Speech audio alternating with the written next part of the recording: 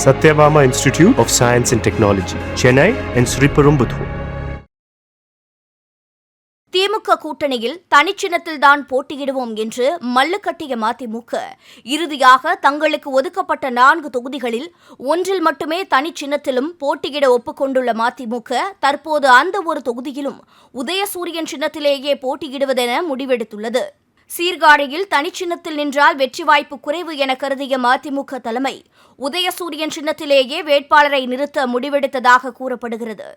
இதன் மூலம் திமுகவின் உதயசூரியன் சின்னத்தில் போட்டியிடும் வேட்பாளர்களின் எண்ணிக்கை 176ஆக உயர்ந்துள்ள நிலையில் வைகோவின் முடிவுக்கு முதலமைச்சர் மு.க.ஸ்டாலின் வரவேற்பு தெரிவித்துள்ளார்.